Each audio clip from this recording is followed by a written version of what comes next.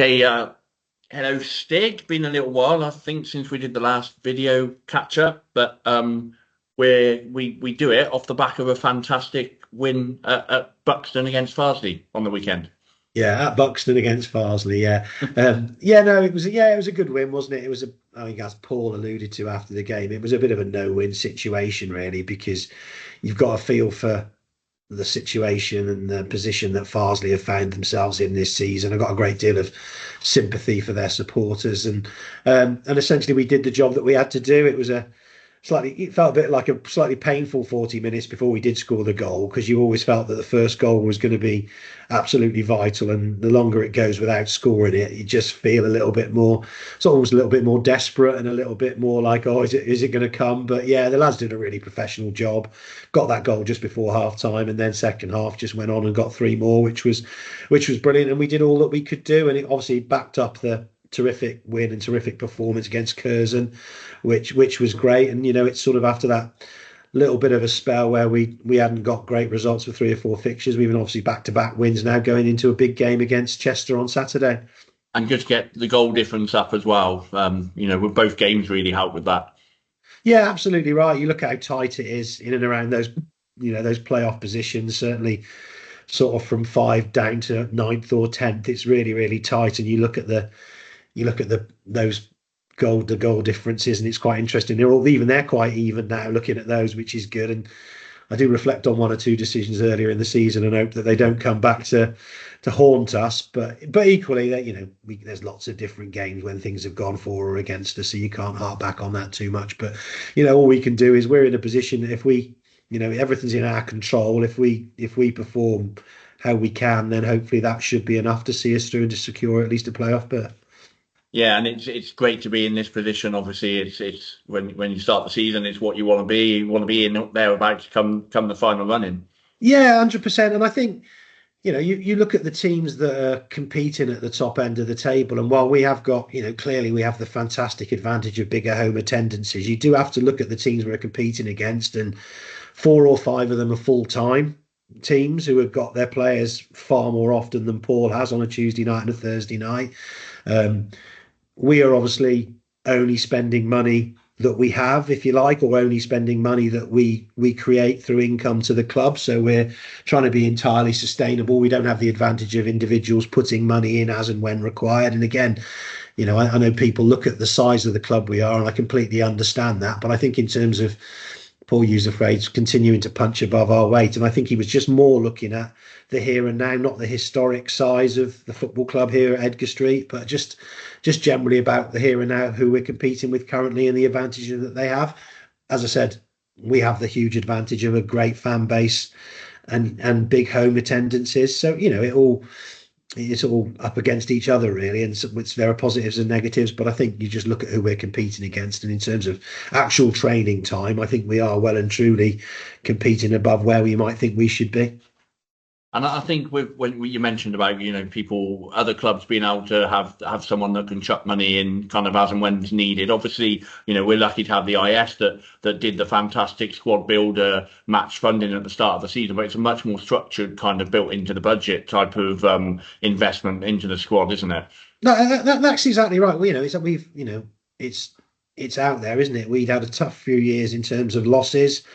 We weren't in a great position 2 years ago, just over 2 years ago, in terms of money in the bank, if you like. And now, after this sort of on-field improvement and the success in inverted commas that Paul's brought to the club in terms of the football product, things are now looking much more rosy, and we will continue as we move forward. We will continue to try and invest as much as we can in the football side of things, because if we're not going to bother doing that, I don't know why we all bother wasting our times, whether we're paid or unpaid. Why would we waste our time if we're not going to have a real go in terms of the football? But we are here, and we are proudly trying to only spend what we earn, and that Yeah. it sounds ridiculous to say it, but in the current world of football, that is a bit of a handicap, but it is what it is, and we'll keep on fighting.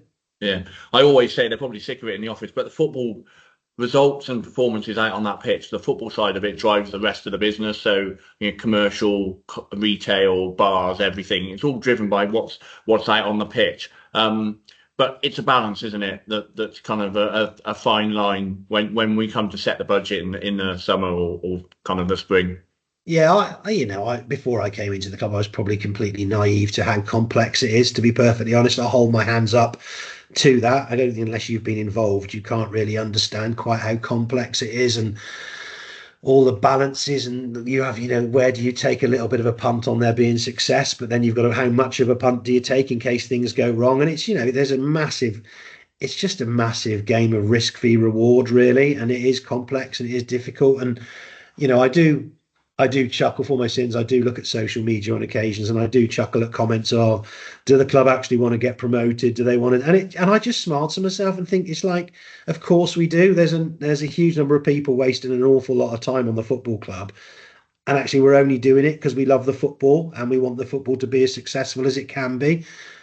But equally, we have a responsibility to try and protect the long-term future of the club. And if we start just chucking money at the football willy-nilly without giving any thought to the consequences, then you end up in a massive hole. And sadly, that's a hole that we've seen football clubs in the past. So I'm happy to categorically state on this call that yes, everyone involved in the club is keen to get the club to the highest level it possibly can be. But unfortunately, there are any number of other football clubs at the same level as us and at the level below who are equally enthusiastic to do the same, and it's not straightforward. So I've put it out there. I try and put an end to all those whispers that we're not interested, but there we go. I've worked in football for a couple of years, and I've yet to meet anyone in football that doesn't want to be the highest they can be.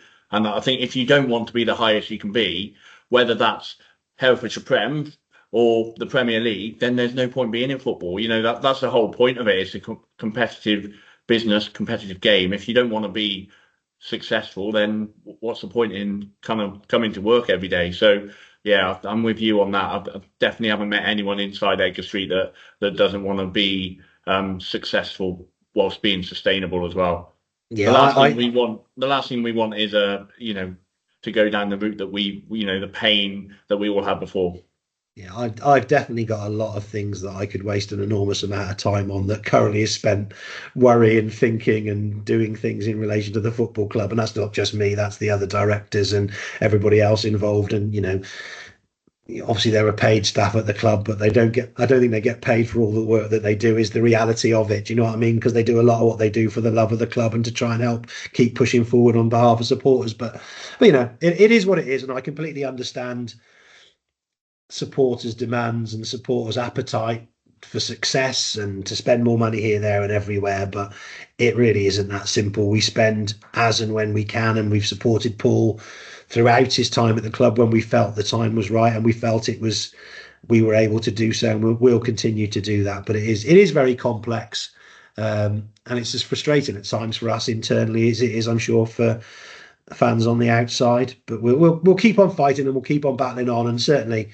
I'd have taken the position we're currently in the league table at this stage of the season. I'd like it to be slightly less nerve-wracking and slightly less tense, but that's the game, sadly, isn't it? And that's sport. Yeah, definitely that's sport. If we just go back to Farsley, obviously it was great win on the pitch, 3 points, 4 goals. Unfortunately, there were a few kind of issues with the crowd. Obviously, on Monday, I think it was, you wrote your piece on the website, just kind of explaining that. And I just wondered if you wanted to kind of just go into a little bit more detail or explain it. Yeah, no. And first of all, I would absolutely emphasise that the vast majority of the time, the vast majority of our supporters are absolutely fantastic. And there are any number of games that we attend, home and away, where there are no issues at all. Sadly, we are a bigger club. There's more spotlight on us. And therefore, when you have a higher percentage of fans at game, there may be issues. And again, on Saturday, it was just a case of, some abuse was shouted at a member of staff from Farsley, completely unnecessary, not needed. It was reported to the match officials, to the fourth official. And sadly, once it's reported to the match officials, it's then likely to appear in the report at the end of the game. So we, as a club, have to deal with it. We'd rather not be dealing with it. Clearly, in the office, you'd rather not be having to respond to things coming through. And it's just that reminder to supporters that everything they do, particularly if it's a negative, has a consequence for the football club, really. We don't enjoy putting out public messages, public requests for improved behaviour or appeals for help or to identify individuals. But sadly, we have a responsibility to do that because we're a club that wants to be welcoming for everybody, and we're a club that wants to have a good reputation. So it's just a reminder, supporters, just remember what you're doing, take responsibility for your own actions, pull other people up politely if you feel they're just overstepping the mark a little bit. It doesn't make you a bad person. Actually, it probably makes you a better person if you're willing to stand up and do that. And just going into these last few games, we're expecting 3 really good home attendances between now and the end of the season. And I suspect our travelling support will be absolutely brilliant, both in terms of noise and numbers. And just at each and every game, just take a step back. If you feel yourself getting a little bit carried away and a little bit emotional, just take a step back and have a thought and just give some thought to what negative behaviour or what poor behaviour can do to the reputation of our club, and also what it does in terms of consequences, in terms of the work it creates for people at the club. It's not right. I'm sure you're in the office every single day, Jay. You'll absolutely state that everybody's got more than enough to be getting on with in the office, particularly when things are going well, like they have been this year. They don't need unnecessary things to be brought in. Yeah, 100%. It's credit to Nick, our football secretary. He's the one that kind of has to really go through the report. So it's little things as well, I think, that fans might not consider are issues, but throwing pints when we score onto the pitch, that gets into the referee's report. Nick then has to write a report to the FA as to what happened, and what we're doing to stop it and things like that. So, ultimately it could end up in fines, reduced capacity potentially, if things kind of snowball. At the minute, I think they're, in general, relatively low level. And we've had some games, I think Marine, for example, where Marine wrote to us and made a point of saying how fantastic the fans were. So, it is only a small minority at a small number of games, but it's, like you say, just worth keeping a check on and making sure that they don't get kind of too out of hand. Yeah, and again, what I want to emphasise is that our support is absolutely fantastic, home and away. We couldn't be more grateful for the commitment, loyalty and love that supporters show. But sadly, the same in anything, isn't it? In any walk of life, that small element can sometimes tarnish the name of everybody else. And we've just got to, as a club, make sure we try and keep on top of that. We take no pleasure in ever publishing anything or coming out. I take no pleasure in talking about this now in reality, but it's just something that we have to do because we want to try and help people understand how significant and how damaging it could be. Yeah. So if we look ahead to Chester, and attendance wise, we're looking at, hopefully at the minute it's looking to be in and around the 4,000 mark with maybe kind of up to 4, potentially 500 from Chester. I think they're close to kind of 350 ticket sales at the minute. But there's going to be a lot of Hereford fans. Sales are way ahead of where they would be for an average game. So it looks like it's going to be a great atmosphere, and we've got a fan zone outside Radford's with a couple of food vendors, and London Bulls are going to do a live podcast in Radford's as well. So plenty of reason to get down early and soak up the sun and have a couple of drinks. I was going to say, and even the weather looks like it might be playing ball, having looked at the weather forecast, which is brilliant. Yeah, no, it should be a really good day. I mean, on the game itself looks to be an absolute cracker and has the potential to be one of those really memorable afternoons. And off the pitch, obviously, it's great that all the work that you've done and that Adam has done and the others have done to try and put on the fan zone for supporters. You've got that space outside Radford's does lend itself to that area now, which is brilliant. And obviously, there's a live game on as well for people to watch on TNT Sports before the big game, if you like. So get yourselves down to the club early, enjoy yourselves, have a few drinks in the sunshine. Nothing better than even I'm partial to a couple of drinks in the sunshine. So it'll be absolutely fantastic, and I'm really looking forward to it. Apart from the minute and a half before kickoff when everything gets a bit real, but the rest of it, I'm sure, be really looking forward to it. A word for the women's team who won the HFA Senior Cup, retain that, and they're here on Saturday at half-time to do their lap of honour with the trophy and get the applause and that they deserve. And there's also a big game for them on Sunday here at Edgar Street as well. Yeah, no, that was fantastic. I so enjoyed the County Cup final against Pegasus Ladies the other week. I mean, It was a brilliant game. There was a really good cup final last year, the same two teams involved, and it was much the same this year. It was just a really good game, terrific advert for women's football. I was I had no right to be proud of the players really, but I felt incredibly proud of them. And it was just a really good night. I thought, excuse me, two pretty evenly matched teams, to be honest, but I think it's one of Paul's things. Paul often says, but we kind of won the key moments really in the game itself, and both teams deserve great credit for the way they went about things. And I was delighted to be able to watch it. It's great that they're going to be at the game on Saturday, parading the trophy and having a walk around the pitch at half time. And I'd ask all supporters to give them the massive round of applause because they thoroughly deserve it. And then hopefully they'll still be on a high going into the big game on Sunday against Kingfisher Women, because that's a proper top of the table clash and could go a long way to sort of resolving the issues at the top of the table and both teams looking for promotion. So yeah, get yourself along to that game at Edgar Street on Sunday if you can as well. Yeah, 2 o'clock kickoff, and the exec club's open, so come in through there, have a drink before the game, and hopefully enjoy another win for the women's team. Yeah, no, it'd be great. I can't do Saturdays and Sundays. It's a bit much for me, to be perfectly honest. But as I said, I was absolutely chuffed to be able to attend the women's game. There was a really good crowd in that night as well. Yeah. A really supportive crowd, which was fantastic, and just the smiles on everybody's faces at full time was brilliant.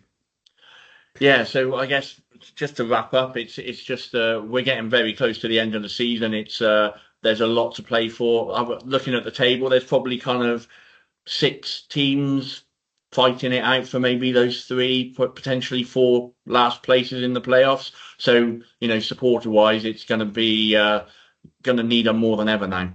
Yeah, 100%. And actually, it's got every chance of going right down to the last day, hasn't it? Looking at it there, I try not to look at the league table too much, but I failed miserably in the last week, and the same with looking at everybody else's fixtures. And there are clashes between playoffs. We've obviously got Chester, and you could look at it, and you've got Scunthorpe and Kidderminster. But then you look at the fixtures the other teams have got, and everybody else has got. There's a lot of other teams who are playing each other as well. So there's going to be cliche-tastic, but there are going to be ups and downs, and there are going to be all sorts of more dramas. It'll be a real roller coaster, I think, right through to the end of the season. But all we can do as fans and supporters is just throw our support behind our team. They've been brilliant for us so far and got us into a really good, really strong position. And I'm sure they're even more desperate to finish the job than we are as supporters for them to do it. So, each and every game between now and the end of the season, just get right behind the lads.